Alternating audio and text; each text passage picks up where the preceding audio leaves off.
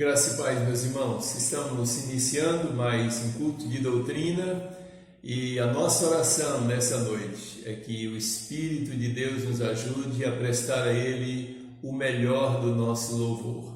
Também a nossa oração é que o Espírito Santo esteja trabalhando na mente, no coração da gente, nos ajudando a absorver o que estará sendo ministrado da parte da Sua Palavra, e que tudo aquilo que for dito nessa noite possa trazer edificação, graça, bênção sobre a vida de cada um de nós. Amém? Deus abençoe você. Vamos orar nesse momento para começar o culto. Pai, nós queremos agradecer ao Senhor e pedir ao Senhor que a Tua misericórdia seja sobre cada um de nós essa noite. O Senhor sabe o quanto carecemos do Senhor, da Tua graça, da Tua bondade, do Teu cuidado, da Tua direção. Toma as nossas vidas em Tuas mãos, toma esse culto em Tuas mãos. Faz, ó Deus, com que tudo quanto venha acontecer nesse momento de culto possa concorrer para o louvor e para a glória do Teu nome. É assim que nós oramos, mas oramos sempre muito agradecidos no nome e para a glória de Jesus. Amém. Quero convidar os irmãos agora a abrir a Bíblia, Palavra de Deus. Nós estaremos lendo 2 versículos no livro do profeta Isaías, capítulo de número 57, os versos 15 e 18.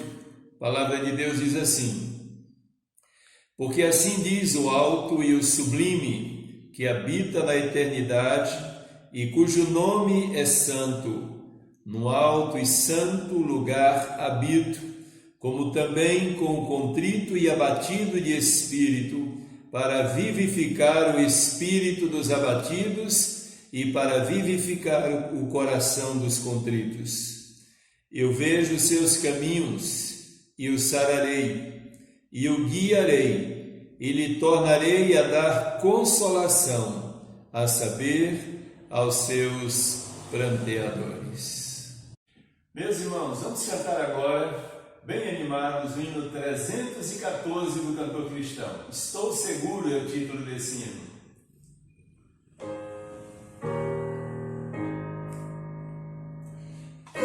Consolação em meu coração, descansando no poder de Deus.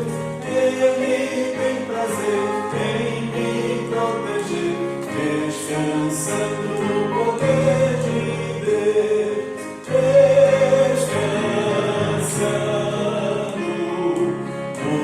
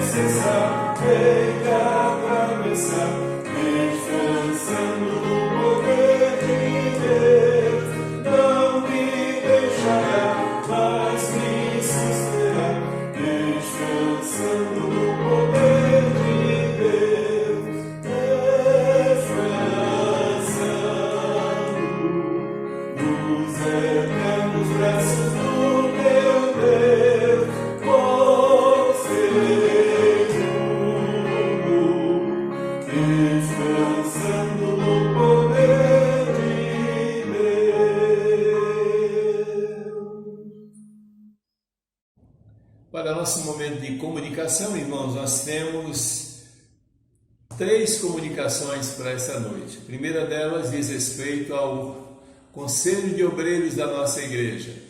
Desejamos ter a presença de todos os irmãos do Conselho, próximo domingo, às 15 horas, no santuário da nossa igreja.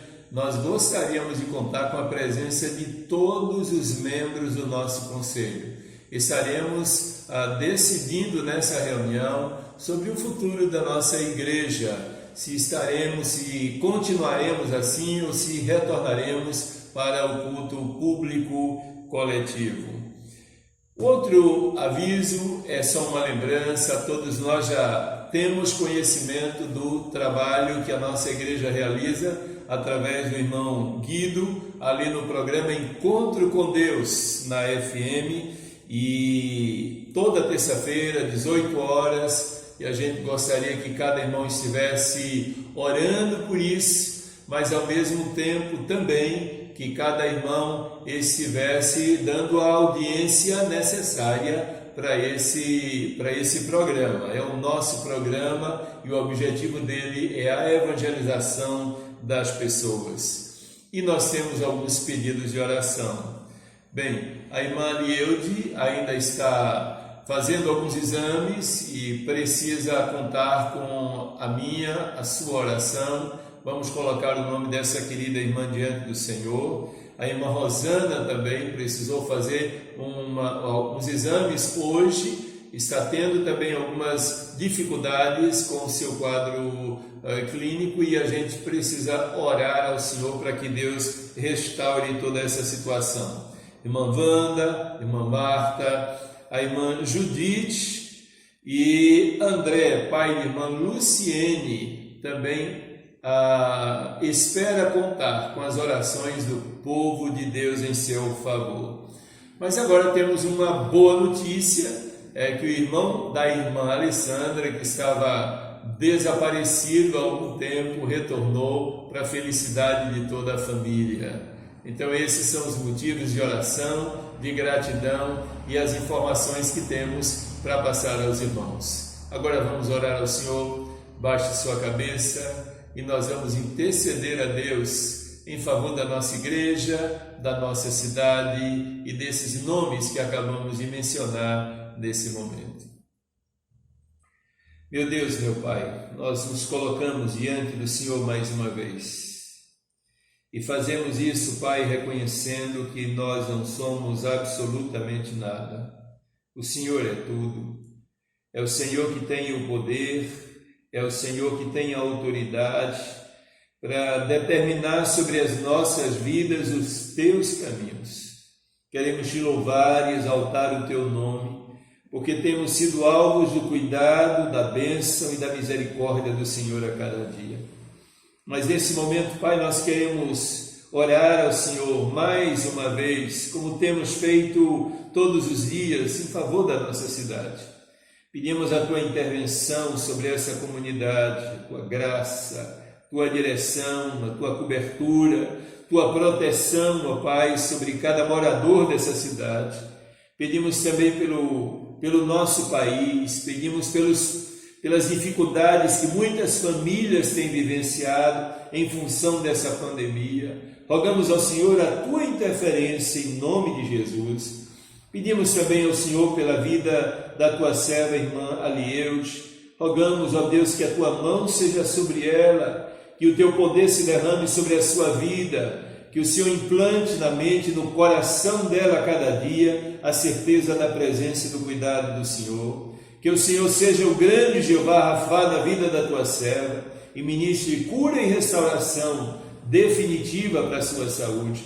Oramos também pela vida de Rosana e pedimos ao Senhor que opere com grande poder na vida de Rosana, que toda e qualquer dificuldade, ó Deus, que ela tenha na sua saúde, seja completamente anulada no poder e na autoridade que é no nome de Jesus. Oramos pela irmã Wanda, pela irmã Marta, pela irmã Judite, pedimos ao Senhor que, de igual forma, meu Senhor, o Senhor se faça presente na vida dessas tuas filhas e que a bênção da restauração do Senhor se efetive definitivamente na vida de cada uma delas.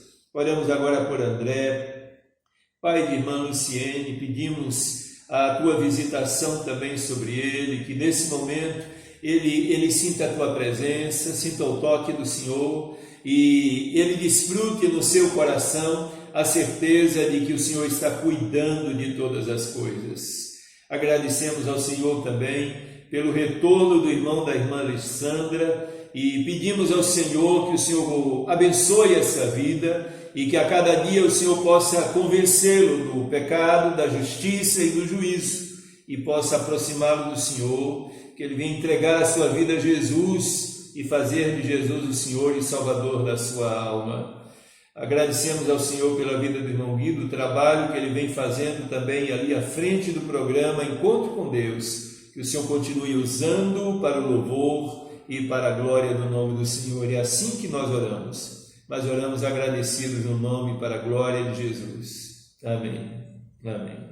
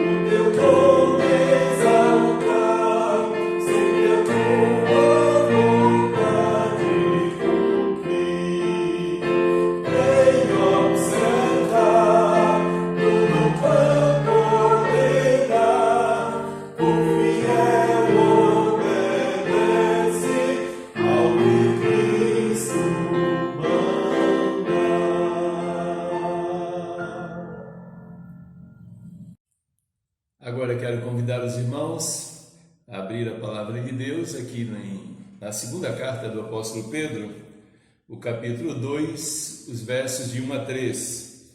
O texto diz assim: E também houve entre o povo falsos profetas, como entre vós haverá também falsos doutores, que introduzirão encobertamente heresias de perdição e negarão o Senhor que os resgatou, trazendo sobre si mesmos repentina perdição. E muitos seguirão as suas dissoluções, pelos quais será blasfemado o caminho da verdade. E por avareza farão de vós negócio com palavras fingidas, sobre os quais já de largo tempo não será tardia a sentença e a sua perdição não dormida. Meus irmãos, nós estamos estudando agora a segunda carta do apóstolo Pedro. Na quinta-feira passada, nós estivemos refletindo no capítulo 1, onde o apóstolo procura fazer uma espécie de revisão a respeito de algumas doutrinas básicas da fé cristã. Hoje estaremos estudando o segundo capítulo dessa carta.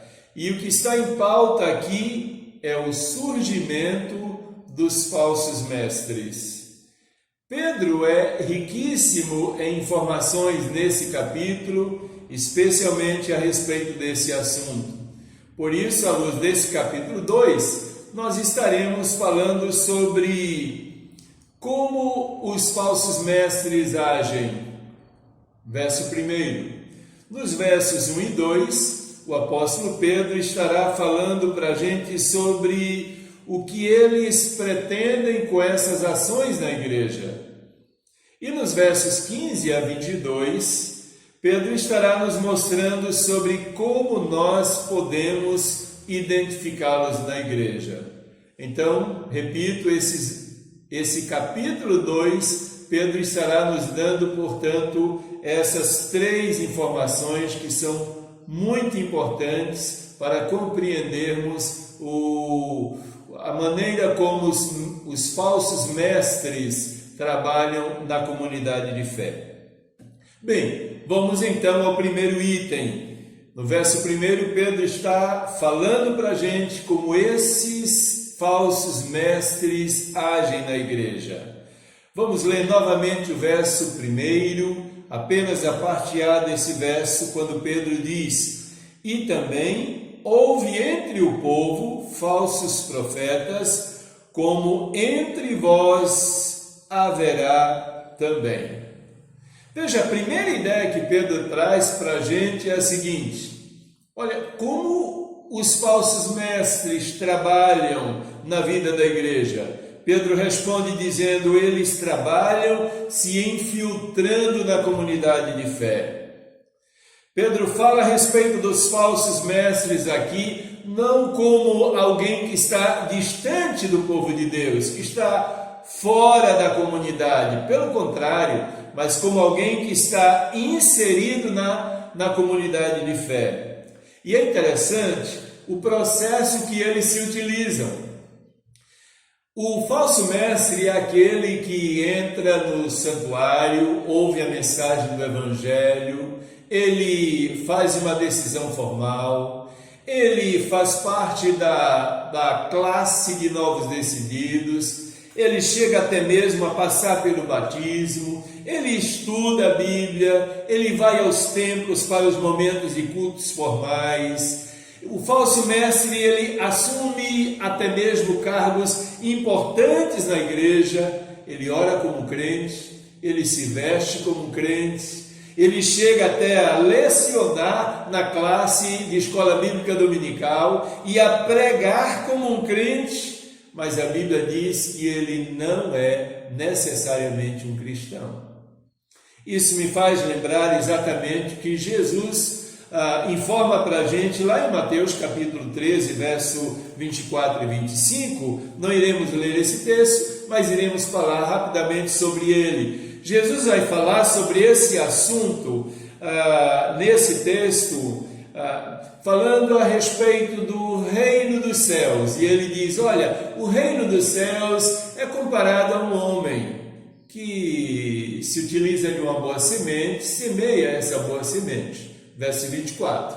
No verso 25, Jesus diz que os homens dormiram, referindo-se provavelmente aos trabalhadores.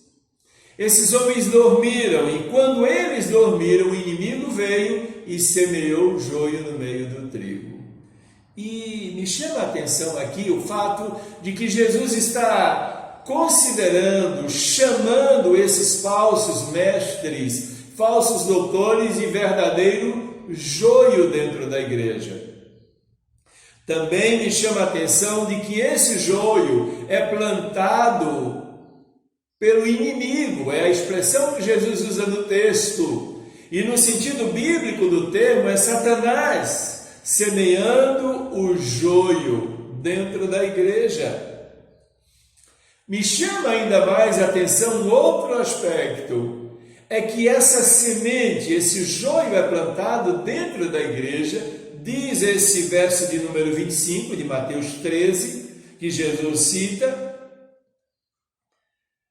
diz que essa semente é colocada exatamente quando os trabalhadores estavam dormindo. Isso aqui traz para a gente o sentido de que o joio, ou o falso profeta, ou o falso doutor, ou o falso mestre se insere na igreja num momento de descuido de sua membresia.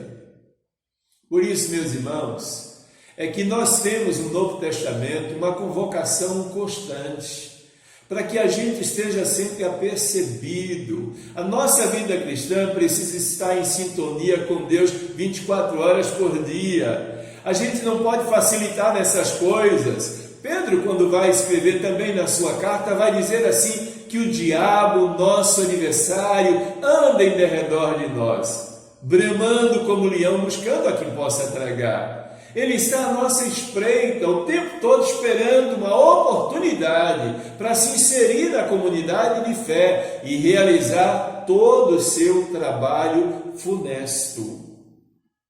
Então é exatamente quando os homens, os trabalhadores estão dormindo, que Satanás se aproveita para implantar ali o joio. Essa é a ideia que Pedro está trazendo para a gente, quando diz nesse verso primeiro que os falsos profetas, os que existiam no tempo dos profetas do Antigo Testamento, eles estarão também presentes agora na vida da igreja cristã evangélica. A síntese disso tudo, portanto, é que Satanás tem um falso evangelho e para pregar esse falso evangelho ele se utiliza de falsos ministros a fim de produzir falsos cristãos dentro da igreja. Eu quero chamar também a atenção aqui dos irmãos, porque isso aqui me trouxe à memória a experiência de uma igreja onde tive o privilégio, a oportunidade de participar. Nós estávamos num culto formal e quando menos espera o apelo foi feito e diante desse apelo um senhor de aproximadamente 40 anos de idade fez a sua decisão. A igreja vibrou consideravelmente com aquela decisão, porque a igreja sabia quem era aquele senhor. Ele era um viciado em drogas, traficante, alguém com uma vida muito atribulada, e o evangelho parecia ter entrado no coração dele, e a igreja não poderia ficar impassível diante daquela realidade. Ele se decidiu, ele foi batizado, ele teve espaço considerável na vida da igreja, mas pouco tempo depois nós percebemos que o interesse dele nunca foi o evangelho. Como diz o velho diácono irmão Siqueira Braga hoje na glória, ele entrou no evangelho, mas o evangelho não entrou nele. Ele estava na comunidade evangélica, mas a sua intenção não era render-se a Jesus Cristo. A sua intenção era aliciar jovens para não somente se tornarem viciados, mas passarem a droga a outras pessoas. E por outro lado também, ele tinha a intenção de implantar na mente daqueles jovens conselhos filosóficos da sua religião oriental. Ele não tinha nada com o evangelho. Ele entrou com a finalidade de literalmente matar, roubar e destruir a fé, a esperança e a alegria daqueles jovens. É por isso que Pedro diz, olha, o falso mestre é aquele que estará se infiltrando na igreja, estará dentro da comunidade. Mas a outra característica que Pedro vai nos dar aqui desse falso mestre, ainda está no verso 2. Pedro diz que o falso mestre ele vai se apresentar como detentor do saber teológico, doutrinário da Bíblia. Ainda no verso 1, Pedro vai chamar essas pessoas de falsos doutores. Doutor, na verdade, é um título, é uma graduação acadêmica, mas a expressão doutor aqui dá a ideia de alguém que se mostra conhecer melhor as coisas, de estar melhor preparado do que os demais da comunidade. Ele se sente e se apresenta exatamente como doutor em conhecimento bíblico para a comunidade de fé. É isso que Pedro está dizendo. Toma cuidado com pessoas que se apresentam desse jeito, detentores da verdade absoluta, do conhecimento teológico e doutrinário da palavra de Deus, porque eles são extremamente perigosos à comunidade de fé. O perigo desse tipo de gente, meus irmãos, é que está em dois elementos importantes. Primeiro, na essência deles. Eles agem como crentes, mas eles não são cristãos. Segundo, na maneira ou na forma com que eles se apresentam à igreja. Eles se apresentam como doutores, como mestres, como aqueles que sabem. Mas o apóstolo Paulo diz, olha, eles não passam de falsos mestres. Eles são apenas falsos. E se a gente olhar nos dias de hoje, a gente vai perceber que muitas dessas pessoas estão presentes na comunidade de fé e elas se levantam quase que diariamente contra pastores, igrejas e denominações. E elas fazem isso inicialmente acusando essas igrejas, esses pastores, essas denominações de alguns erros que eles consideram graves, inadmissíveis no meio evangélico. E eles fazem isso até minarem a fé de alguns desses irmãos e arrebanharem esses irmãos para confundir a mente deles e dividir aquela agência do reino de Deus. Mas eles dividem essa agência com que objetivo? O objetivo de fundarem a sua própria igreja. Aliás, hoje eles não chamam de igreja, fundar o seu próprio ministério, a fim de que possam reinar como senhores absolutos do saber evangélico, bíblico. Pedro disse, olha, eles podem se considerar doutores, mas são falsos mestres, falsos pastores, falsos doutores, nada mais além disso. Mas Pedro diz que eles ainda têm uma terceira maneira de agir nesse verso 1. Pedro usa o termo, e eles introduzirão encobertamente. O que Pedro está dizendo aqui é que a característica, a maneira de agir do falso mestre é através de uma estratégia muito pessoal. Tudo no falso mestre é medido, é calculado, é planejado. Eu tenho o hábito de pensar que o falso mestre é aquele que entra na igreja, se senta num daqueles bancos ou cadeiras e agem como verdadeiros ventiladores. Você já viu como é que o ventilador funciona? Você liga o ventilador e ele fica se dirigindo para a esquerda e para a direita, para a esquerda e para a direita. É assim que o falso mestre faz. Ele entra na igreja porque ele é, na verdade, um predador do ponto de vista espiritual. O que é que ele faz? Ele vai observando a comunidade de fé. E aí, a tentativa dele, o objetivo dele, é identificar o irmão queixoso da igreja.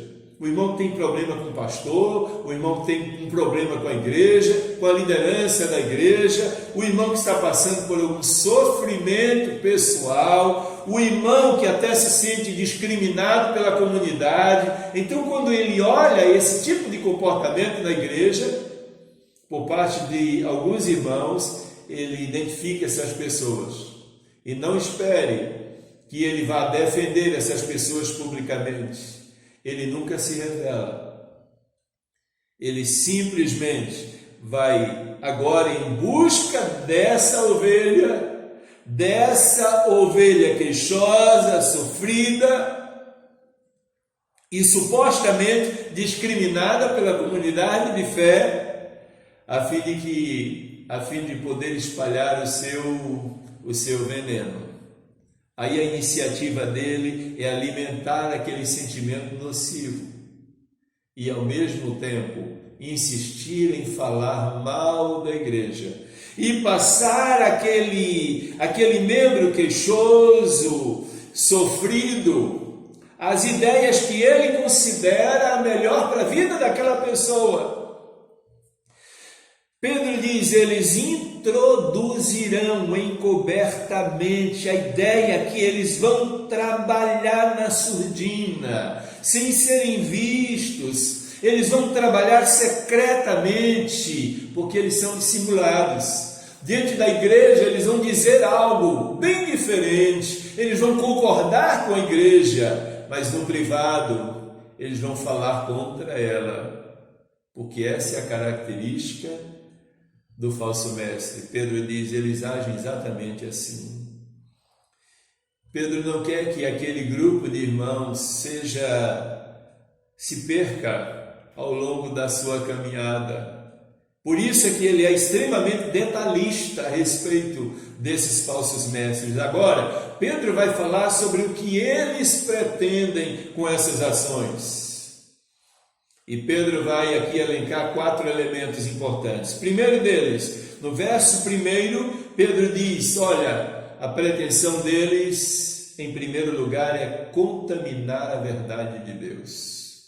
No verso 1, a expressão que nós temos é heresias de perdição. Eles irão introduzir encobertamente heresias de perdição. Isso me reporta exatamente o que aconteceu em Gênesis capítulo 3, lembram? Estão lá Adão e Eva, foram colocados no paraíso, e Deus tinha planos e propósitos extraordinários para a vida daquele casal, mas a serpente entra no paraíso, ela está lá, no Éden, digo. Ela está lá no Éden. E o que é que a serpente faz? A serpente os incita a comer do fruto da árvore do conhecimento do bem e do mal. Adão, Eva, começa a questionar a serpente. Não, Deus não falou. Deus disse para a gente de que nós não deveríamos comer do fruto dessa árvore, porque no dia que fizéssemos isso, nós iríamos morrer. A serpente então vai procurar interpretar a palavra dita por Deus a Adão e a Eva de forma espúria e intencionalmente equivocada. Mas Deus não quis dizer nada disso não. Sabe, eu convivi com Deus e Ele não quer que vocês comam para que vocês não sejam iguais a Ele. E aí ele estimula um sentimento, lança um sentimento ruim, nocivo no coração de Adão e Eva, e os faz não somente errar, mas cometer um pecado terrível aos olhos de Deus. Deixa eu te chamar a atenção para uma coisa importante, a Bíblia nos alerta constantemente para isso. Cuidado com aqueles que procuram interpretar a palavra de Deus para você.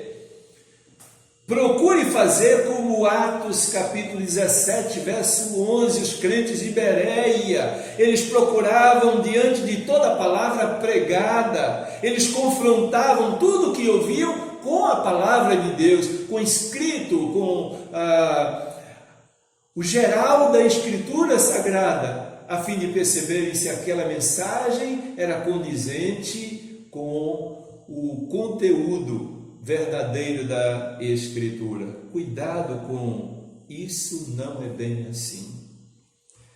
Gostaria de te chamar para fazer a leitura aqui da carta do apóstolo Paulo aos Gálatas, capítulo 1, verso 8 e 9. E olha o que é que Paulo diz. Mas ainda que nós mesmos, ou um anjo do céu, vos anuncie outro evangelho, além do que já vos tenho anunciado, seja anátema. Assim como já vos dissemos, agora de novo também vos digo, se alguém vos anunciar outro evangelho, além do que já recebeste, seja anátema. Emprega algo diferente do que a palavra de Deus fala a respeito de Jesus, a respeito do evangelho. Considere maldito, é o que Paulo coloca claramente aqui.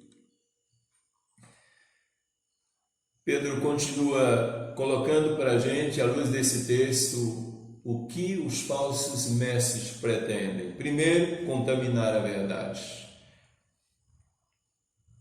A segunda intenção dos falsos mestres agora é de conduzir a negar a obra vicária de Jesus Cristo. Ainda no verso 1 diz, introduzirão perdição, introduzirão encobertamente, heresias de perdição, e negarão o Senhor que os resgatou, trazendo sobre si mesmos repentina perdição. Contaminar a verdade e agora levá-lo a negar a obra vicária de Jesus Cristo. Pedro fazia aqui, obviamente, referência agora ao movimento gnóstico. Pedro está escrevendo essa carta, como já mencionamos, nos anos 67, 68 depois de Cristo. O movimento gnóstico vai surgir nos anos 125 a 200, nesse período aí, e foi um movimento terrível na vida da igreja, desviou a atenção de muitos crentes naquela oportunidade. Pedro percebia de antemão os grandes e graves problemas que a igreja estaria experimentando com esse movimento. Eles iriam negar a encarnação de Jesus, iriam negar o senhorio de Jesus e a obra redentora de Cristo. Pedro então está dizendo, olha, o objetivo deles é destruir as verdades consideradas absolutas de Deus na sua palavra. Mas há uma terceira pretensão dos falsos mestres, que é afastar o crente de Deus. Olha o capítulo 2, a parte A desse, capítulo 2, verso 2, a parte A desse texto. E muitos seguirão as suas dissoluções. Quem segue essas dissoluções afasta-se automaticamente da verdade de Deus. Quem segue o falso já não está mais com a verdade. E o apóstolo Pedro aqui está batendo com muita força a respeito desse assunto, porque ele sabe o tamanho do estrago que isso pode provocar na vida do crente. Afastamento de Deus é a maior tragédia que um ser humano pode experimentar na vida. Mas a função do falso mestre é exatamente contaminar a verdade, levá-lo a negar a obra de Jesus Cristo por você, afastar você do seu Deus e, finalmente, destruir o conceito e a influência do Evangelho na vida das pessoas. Olha a parte B do verso 2, capítulo 2 de 2 Pedro. Pelos quais será blasfemado o caminho da verdade. Então, quando a sociedade começar a observar que você não apenas abdicou da sua fé, mas está negando a obra vicária de Jesus Cristo, quando a sociedade começa a perceber que sua conduta agora se contrapõe substancialmente ao ensino da palavra de Deus, a sociedade vai começar a blasfemar a respeito desse caminho, por causa do seu comportamento completamente descaracterizado, em função da influência funesta que esses falsos mestres exerceram sobre você. Agora Pedro vai nos falar sobre como identificar um falso mestre. E é óbvio que a gente pode fazer isso por suas características pessoais. Olha o verso 15. Os quais, deixando o caminho direito, erraram seguindo o caminho de Balaão, filho de Beor, que amou o prêmio da injustiça. Prêmio da injustiça. Balaão e prêmio da injustiça são as duas ênfases. Pedro aqui está se referindo a Números capítulos 22 a 25, quando o povo de Israel está chegando próximo da nação dos Moabitas, a terra dos Moabitas, e aí Balaque então fica amedrontado com a chegada do povo de Israel. O que é que ele faz? Chama o profeta Balaão e diz: profetiza contra essa nação, amaldiçoa essa nação, vou te dar prata, vou te dar dinheiro, vou te dar tudo que você desejar, se você fizer isso. E Balaão fica fascinado pelo dinheiro, então vai consultar Deus e Deus diz não. Novamente Balaão tenta consultar Deus e Deus diz não. Pela terceira vez ele está consultando Deus e Deus está dizendo: você não pode de maneira alguma amaldiçoar o meu povo, mas por causa do dinheiro. A Bíblia diz lá no capítulo 25 que Balaão então faz um jogo diferente. Ele não pode amaldiçoar, mas ele pode conduzir o povo de Israel ao erro. E aí ele estimula Balaque dizendo: Balaque, faz o seguinte, faz o seguinte, faz uso das mulheres mais bonitas que você tiver, apresente essas mulheres para os israelitas, e eles irão se prostituir com elas, encaminhá-las para a idolatria. O rei ficou feliz, muito feliz com tudo isso. Balaão volta para casa com muito ouro, com muita prata na sua bolsa. Havia se tornado agora um homem rico. Mas Deus, diz a palavra, se irou profundamente com a atitude do seu povo. Sabe por quê? A melhor maneira da gente identificar um falso mestre, diz-nos Pedro aqui, é porque eles estão sempre voltados para o benefício próprio. A gente observa, por exemplo, os mensageiros da palavra de Deus presentes aí na mídia, não é? E a gente percebe, por exemplo, como muitos deles têm assumido uma postura semelhante. A cada dia nós percebemos as chamadas campanhas financeiras para imprimir ao povo evangélico mais sacrifícios financeiros. É o jatinho que eu quero comprar, é um templo muito maior e mais suntuoso que eu preciso construir, inúmeros templos e etc. E o que a gente percebe é que com o passar do tempo, isso tem se tornado uma prática na vida de muitos deles. Nós já ouvimos falar até a respeito da campanha da sementeira, que está inserido lá na carta de Paulo aos Coríntios. Quanto mais você der, mais Deus vai te dar de volta. Há igrejas que estimulam você a entregar seu salário, a entregar a sua casa, que Deus vai lhe dar em dobro, em dobro, tudo aquilo que você está dando para Ele. Que promessa é essa? Que evangelho é esse? Quando Deus nos orientou nessa direção? Agora, por outro lado, você vai perceber claramente que dificilmente você consegue ver esses homens abrindo mão da sua casa de praia, abrindo mão do seu carro de luxo, do seu apartamento, da sua fazenda, do seu salário, para investir nesse tipo de trabalho. O objetivo deles é apenas ter mais. Apenas isso. Por isso é que Pedro vai alertar no verso de número 3 desse capítulo, dizendo: e por avareza farão de vós negócio com palavras fingidas.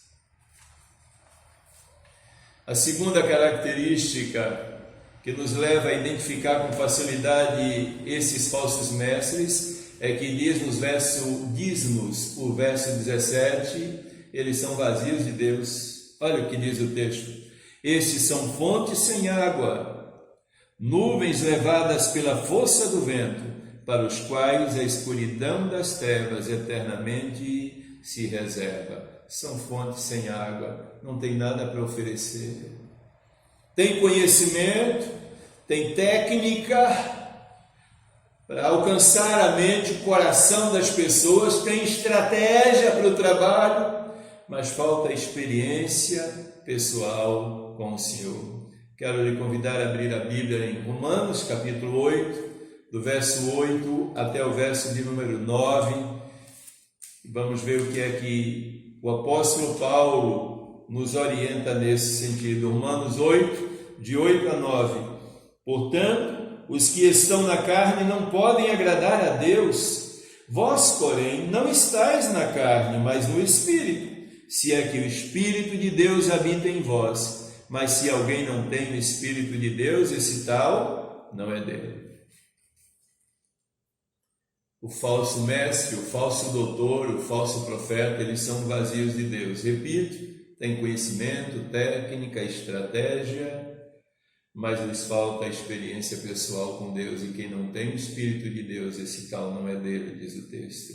Em terceiro lugar, eles são pessoas orgulhosas. Se você olhar o verso de número 13, verso 18, digo, o apóstolo Pedro vai dizer, porque falando coisas muito arrogantes de vaidades, engodam com as concupiscências da carne e com dissoluções aqueles que se estavam afastando dos que andam em erro, orgulhosos, falando coisas muito arrogantes de vaidades, é a ênfase de Pedro. É gente que não aceita a correção, é gente que não aceita conselho, é gente que não aceita qualquer palavra que contrarie seu entendimento a respeito das coisas, é gente que não se dobra de maneira nenhuma, falta-lhes a humildade proposta na palavra de Deus, porque eles são orgulhosos e extremamente arrogantes.